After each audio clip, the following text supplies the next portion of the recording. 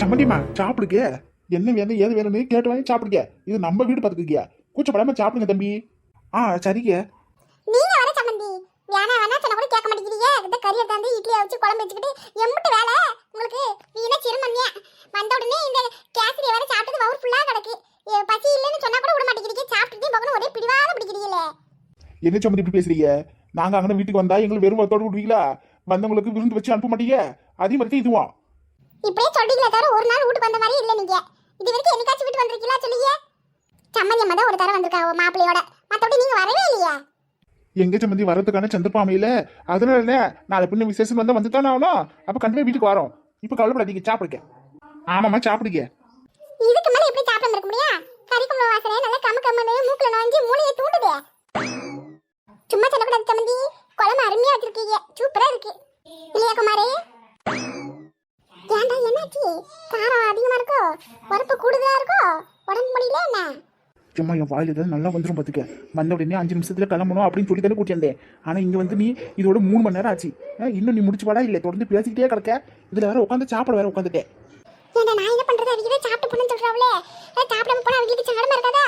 சம்மந்தி விட்டுக்காரங்களே எப்படி நம்ம சங்கடப்படுத்த முடியா? அதனால தான் சரின்னு சொன்னேன். இப்போ என்ன கறி குழம்பு இட்லி நல்லா தான் இருக்கு, சுடு சுட ஆக்கி வச்சிருக்காவோ. அப்புறம் என்ன உட்காந்து சாப்பிடடா மதியா. அங்க என் பொண்டாட்டியை தனியா விட்டுட்டு வந்துருக்கணும். ஏதாவது கொஞ்சமாவது உனக்கு கஷ்டம் இருக்காமா? நீ படுக்க கமுக்கமா உட்காந்து சாப்பிட்டு இருக்கிய. பாரு ரொம்ப தான் பொண்டாட்டி மேல அக்கறை. ஏண்டா பொண்டாட்டி கூட பேசியே ஒரு வாரம் ஆகுது. அவன் மூஞ்சி பார்க்கறதும் கிடையாது, பேசணும் கிடையாது. இப்பதான் உனக்கு அவன் மேல அக்கறை வருதோ? அக்கறை சக்கரெல்லாம் அதை நாங்கள் பார்த்துக்குறோம். அதை பற்றி நீ கவலைப்படாதம்மா. அங்கே அவன் சாப்பிட்டாலே இல்லைன்னு தெரியலையே. இங்கே சாப்பிட்றதுக்கு எப்படி உனக்கு மனசு வந்து சொல்லு. நான் என்ன மனசு கஷ்டப்படணும்? சாப்பிட்றதுக்கு வகுத்துல இடமும் வாயும் கையும் இருந்தா போதும். மற்றபடி சாப்பாடு தன்னால உள்ள போகும்ல. சும்மா ஓவர் காமெடி உடம்புக்கு ஆகாது பார்த்துக்கியா. அங்கே ஒருத்தி சாப்பிட்டா இல்லைன்னு தெரியல. அடே உன் பொண்டாட்டி என்ன அங்க தனியா விட்டுட்டு வந்திருக்கோம்? அது சின்ன பொண்ணு வீட்டுல அவங்க கூட தானே இருக்கா. எல்லாரும் சேர்ந்து அவளை சாப்பிட வச்சிருப்பாவோ. நீ சாப்பிடு. என்ன சம்மந்தியம்மா? இட்லி ஏதாவது வேணுமா? ஐயா அதுல எது வேணா சம்மந்தி. நேரம் ஆயிட்டு கிடக்கல, சட்டுப்புடும் சாப்பிட்டு கிளம்பணும். அப்புறம் ரொம்ப இருந்துச்சுன்னா போறதுக்கு சிரமமா இருக்குமே சொல்லிட்டு இருந்தான். மறி கொண்டு சாப்பிடலையா? அவன் ஜூஸ் அது இதுன்னு வந்ததுலேருந்து குடிச்சதுனால வயிற்று பெரட்டுற மாதிரி இருக்கு, வாய் வந்து வாந்தி வர மாதிரி இருக்கு. நான் கொஞ்ச நேரம் கழிச்சு சாப்பிட்டுக்கிறேன்னு சொல்லிட்டா. அதனால தான் நானும் அமைதி விட்டுட்டேன். சரி சரி இருக்கட்டும். ரொம்பலாம் அவளை கட்டாயப்படுத்த வேணாம். அவளை எப்போ விருப்பப்பட்டு சாப்பிடாலோ அப்பவே சாப்பிடட்டும் சம்மந்தி. கொஞ்ச நாளைக்கு அவளை இங்கே இருக்கட்டும். ஒரு 3-4 மாசம் ஆனதுக்கு அப்புறமேட்டுக்கு என் மருமகளுக்கு குழந்தை வந்துரும்ல. அதுக்கப்புறம் நான் வந்து அவளை கூட்டிட்டு போறேன். கொஞ்ச நாள் எங்க கூட எங்க வீட்டுல இருக்கட்டும். ஐயோ என்ன இப்படி சொல்றீங்க? அவ எதுக்கு அங்க இங்கன்னு இருக்கட்டுமே. வீணா உங்களுக்கு தான் சிரமம். மறி குழந்தையும் பார்க்கணும், குழந்தையும் பர்டிகுலி அவங்களையும் பார்க்கணும்ல. மாப்பிள்ள உங்க சம்சாரத்தை நான் என்ன ஒரேடியா கூட்டிட்டு போறேன்.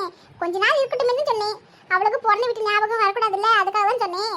மற்றபடி உங்க பொண்டாட்டி என்ன நான் நிரந்தரமா கூட்டிட்டு போயிட மாட்டேன், கவலைப்படாதீங்க. அவங்க வளர்க்குறான் விடுங்க. ஒரு 4-5 மாசம் போட்டோம், அப்புறமா கூட்டிட்டு போய் வச்சுக்கிடுங்க. அப்புறம் சம்மந்தி மறி குழந்தைகிட்ட கேட்டேன். அவ கோவப்படுதா இருந்தாலும் மனசு கேட்கல, அதுன்னு சொல்லிட்டேன். என்னதான் இருந்தாலும் அவளை பெத்தவன்னு ஒருத்தர் இருக்காரு இல்லையா, அவருக்கு இந்த விஷயத்த சொன்னா அவரும் சந்தோஷப்படுவார்ல. மா அமைதியா இருமா. என்ன பேச்சு பேசிட்டு இருக்க? வந்த இடத்துல வாயை முடிட்டு சும்மா இருக்க மாட்டியா? ஏன்டா நான் என்னத்த தப்பா சொல்லிவிட்டேன்? இப்படி கத்திட்டு கிடக்க? என்ன சம்மந்தி நான் சொல்றது சரிதானே? அவர் உங்க சம்மந்தி. சம்மந்தப்பட்டவங்களுக்கு இந்த விஷயம் தெரியல எப்படி சொல்லுங்க? வயசான காலத்துல பேரப்பிள்ளை பார்க்கணும்னா அவங்களுக்கு ஆசை இருக்கும்ல, இருக்குமா இருக்காதா சொல்லுங்க? இந்த நல்ல விஷயத்தை அவர்கிட்ட சொல்லும்போது அவரும் சந்தோஷப்படுவார்ல. அது சொல்லணுங்க. ஏன் மாப்பிள்ள எப்படி உங்ககிட்ட உங்க மாமனார் நம்பர் இருக்கும்ல, அவருக்கு ஒரு வார்த்தை போன பட்டு சொல்லிடுங்க. சொல்லாம இருந்தா நாளை பின்ன அவருக்கு இந்த விஷயம் தெரிஞ்சதுன்னா அப்புறம் அவர் எவ்வளவு வருத்தப்படுவாரு சொல்லுங்க? மறி குழந்தைக்கு தான் அவர் மேல கோவம். உங்களுக்குலாம் என்ன கோவம் சொல்லுங்க? வயசான காலத்துல சாகறதுக்குள்ள பேரப்பிள்ளைய பார்க்கணும்னு தான் நாம எல்லாரும் ஆசைப்படுதோம். அதே ஆசை அவருக்கும் இருக்காதா? அவளை பெத்து நம்மளுக்கு குழந்தை பிறக்க போது நினைக்கும் போது அவருக்கு சந்தோஷமா இருக்குமா இருக்காதா சொல்லுங்க? நீங்க சொல்றதெல்லாம் சரிதாங்க சம்மந்தி. நாங்க அவருக்கு போன் பண்ணி பேசுறோம். மணி சம்மதிக்கு போன் போட்டு விஷயத்த சொல்லு. அப்ப அது மறி குழந்தை அவளை பத்தி பேசினாலே டென்ஷன் ஆயிடுவா. அவளுக்கு இதெல்லாம் பிடிக்காதே. அடே மணி சின்ன பிள்ளை, அவளுக்கு என்ன தெரியும்? இன்னைக்கு அடிச்சுடுவாங்க, நாளைக்கு ஒன்று செஞ்சுருவாங்க. அப்பா மகன் என்ன பாசம் என்ன அவளை சீக்கிரம் விட்டு போயிடுமா என்ன? நீ சம்மதிக்கு போன போட்டு பேசு. சரிம்மா. இதுக்கு மேலே விட்டு இந்த அம்மா ஏதாவது ஒன்று பேசிட்டே இருக்கும் போல இருக்கு. முதல்ல சாப்பிட்டுட்டு இடத்த காலி பண்ணணும். இம்மா நேரமாச்சு, சீக்கிரம் சாப்பிட்டு கிளம்பணும்ல. பைக்கில் அவ்வளோ தூரம் போகணும், ஞாபகம் இருக்கட்டும். நம்ம ஒன்றும் பஸ்ஸோ காரில் வரல. சரிடா. என்னங்க என்னையே அப்படி பார்க்குறீங்க? என்னாச்சு?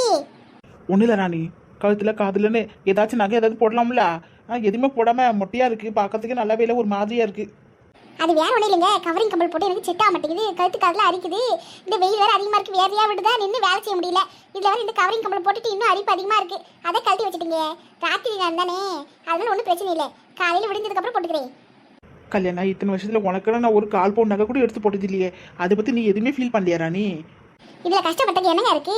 கால் வயிறு கஞ்சி குடிச்சாலும் நிம்மதியா குடிக்கணும் தான் நான் நினைக்கிறேன். பாத்துக்கங்க, கம்பளை போடணும், மூக்குத்தி போடணும், வயிறை போடணும், பிளாட்டின போடணும்னு நகையை வாங்கி குவிக்கணும்னு நான் ஒரு நாள் நான் நினைச்சது இல்லை. அந்த மாதிரி என்ன எனக்கு இல்லவே இல்லை. பாத்துங்க, எங்க அப்பா அம்மா ஒன்று என்னை கட்டி கொடுக்கும்போது 50 பவுன் 60 பவுன் நகை போட்டு ஒன்று கட்டி கொடுக்கலையா?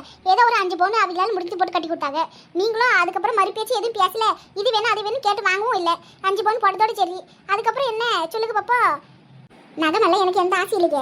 நமக்குன்னு ஒரு பொண்ணு இருக்கல்ல, அவளுக்கு தான் ஏதாவது நகை சேர்க்கணும். அவள் வளர்ந்து பெரியவளாகி கல்யாணம் கட்டி கொடுக்கும்போது நகை விலை இன்னும் அதிகமாக ஏறி போயிடுமே. அதுதான் என்னோட ஒரே கவலை. பார்த்து கொடுங்க. நான் உன்னை பத்தி கவலைப்படுறேன், நீ நம்ம பொண்ணை பத்தி கவலைப்படுற. இப்ப எதுக்காக கவலைப்படுறீங்க? நானே சந்தோஷமா இருக்கேன்னு நினைக்கிறேன். அப்படி இருக்கீங்களா? நீங்க எதுக்காக கவலைப்படுறீங்க சொல்லுங்க. நம்மளாம் வாழ்ந்து முடிச்சாச்சு. நம்ம பிள்ளைகிட்டே வளர்ந்துட்டு கிடக்குங்க. அதுங்க வாழ வேண்டாமா? அதுங்களுக்கு ஏற்றது ஏதாவது செய்ய வேண்டாமா சொல்லுங்க. செய்யலாம். செய்யாம எப்படி? அதில் கொஞ்சம் கொஞ்சமாக நகை சேர்த்து வைப்போம். இப்போவே நமக்கும் வேறு வழி இல்லை. பூமாரி சடங்குக்கு வந்த காசில் செலவெல்லாம் போக மீதி காசு ஏதாச்சும் இருந்தால் அது கூட கொஞ்சம் காசு ஏற்பாடு பண்ணி ஏதாவது நகை எடுக்கலாம் தான் நானும் நினச்சேன். ஆனால் கடைசியில் நாமளே வீட்டு விட்டு வெளியே வர வேண்டிய நிலைமை ஆகிப்போச்சு. இப்போ வீட்டு வாடகை, அட்வான்ஸு, வீட்டுக்கு தேவையான சாமான் எல்லாத்தையும் போக காசே வந்து கையில் நிற்கிறீங்க. இனி மாச சம்பளம் வாங்கி தான் நம்ம வாழ்க்கையை ஓட்டணும். அதனால என்னங்க, அதெல்லாம் ஒரு கவலை இல்லை. இருக்கிற வரைக்கும் சிக்கனமாக இருந்துக்க வேண்டியதே. நம்ம வாடகை வீட்டில் இல்லாமல் சொந்த வீட்டிலே இருந்திருந்தா இந்த வாடகை கொடுக்குற மாதம் 6000 ரூபாய் எவ்வளோ மிச்சமாகும்? மாதத்துக்கு 6000 ரூபாய்னாலும் வருஷத்துக்கு 72,000 ரூபாய் கிட்ட மிச்சமாகுமே. இப்போ வேற எங்கெங்கேயோ போர் போடுறாங்க, சண்டை போடுறானுங்க. அதில் நம்ம தலையில் மண்ணை தூக்கி போடுறானுங்க. பெட்ரோல் டீசல் விலை ஏறி போச்சு, காய்கறி விலை ஏறி போச்சு, மண்ணெண்ணெய் சிலிண்டர் விலை எல்லாம் ஏறி போச்சுன்னு சொல்லுதாவோ. ஒரே பயமாலாம் கிடக்கு. சிலிண்டர் எல்லாம் என்ன அடுப்பில் சமைச்ச வேண்டியதா? இதுக்கு முன்னாடி நான் என்ன அடுப்பே செய்யாமலே இருக்கேன். ஊரில் இன்னுமே எங்கள் அம்மா அடுப்பில் தான் சோறாக்குறாங்க. தெரியும் தானே உங்களுக்கு? நீங்கள் கூட அடிக்கடிக்கு சொல்லுவீங்களே, கேஸ் அடுப்பில் செய்த விட விறகு அடுப்பில் செய்கிற சமையல் தான் நல்லா வித்தியாசமாக டேஸ்ட்டாக சூப்பராக இருக்குன்னு. அப்புறம் என்ன விடுங்க? என் பிரச்சனை அது இல்லை ராணி. என்னால் நீ ரொம்ப கஷ்டப்படுறியோன்னு தோணுது. ஆரம்பிச்சிங்களா? ஏன் இப்படி பேசுறது கிடைக்குன்னு தெரிய மாட்டேங்க. தேவையில்லாத பேசல. இப்போ எதுக்கு? வேலை செய்கிற மனுஷன் உடம்பு அழுப்பாக இருக்கும்ல. வீட்டுக்கு வந்த உடனே ஒரு குளியில் போட்டு சாப்பிட்டு கவுந்து அடிச்சு தூங்குறதுக்கு என்ன மனுஷனுக்கு? அதை விட்டுவிட்டு சும்மா இப்படி உட்காந்துருந்தா இப்படிதான் சம்மந்தமே இல்லாமல் ஏதாவது பேச தோணும். முதல்ல வந்து சாப்பிட்டு பார்த்து தூங்குங்க. என்னமோ மனசே பாரமாக இருக்குது. இங்கே பாருங்க, தேவையில்லாது பேசாதீங்க. 500 ரூபாய் இருந்தாலும் அதில் எப்படி குடும்பம் நடத்தணும்னு தான் பார்க்கணுமே தவிர அளவுக்கு மீறி ஆசைப்படக்கூடாது. முதல்ல அமைதி இருக்கே, இப்படி எல்லாம் யோசிக்கிறது விட்டுட்டு. ஆமாம், பசங்க எங்க? உங்க சீமா புத்திரன் பக்கத்து வீட்டு பையன் ஏதோ வீடியோ கேம் விளையாடுறானா, அதனால அவன் கூட சேர்ந்து விளையாடிட்டு கிடக்கான். நான் பூமாரி பரிசைக்கு படிச்சுட்டு கிடக்கான். உள்ளதையும் படிச்சுட்டு இருக்கான். சரி சரி, புள்ள படிக்கட்டும், எதுவும் தொந்தரவு பண்ணாதே. பரிச்ச நேரம் சும்மா சிடு சிடுன்னு சின்னிக்கிட்டு வேலை கொடுக்காதே, சரியா? அப்படியே அவன் வீட்டில் வேலை செஞ்சுட்டு மறு வேலை பாருங்க. நான் எது செய்யாதுன்னு சொன்னமோ அதான் செய்வான். வேண்டாத வேலை தானே பாப்பா உங்க மகே. செட்டி, பரிச்ச நேரம் புள்ள ஏற்கனவே பயந்து போயிருக்கும். நீ வேற அவளை படுத்தாத, சரியா? சரிங்க. இந்த உலகத்தில் பணம் காசு வரும் போகும். நம்ம வாழ்க்கையில் நமக்குன்னு ஒரு பிடிப்பு இருக்கிறது நம்ம படிப்பு மட்டும் தான். பார்த்துக்க, எந்த மொழியில் வேணாலும் போனாலும் இருக்கிற படிப்பு வச்சு பொழைச்சிக்கலாம். பிள்ளைங்க நல்லா படிக்கணும். நம்மக்கிட்ட சொத்து பாசு பணம் இல்லைனாலும் பரவாயில்லை. பிள்ளைகளுக்கு நல்லபடியாக ஒரு படிப்பு தரணும். அதுதான் என்னோட அவரே ஆசை. அதுக்கு மேலே அவங்க பொழைச்சிக்கிடுவாங்க. நீங்க வேற இப்போ எல்லாம் சொத்து இருந்தாலும் பிரச்சனை, இல்லைனாலும் பிரச்சனை. சொத்து இல்லாமல் இருக்கிறது என்னை பொறுத்த வரைக்கும் மேலே தான்.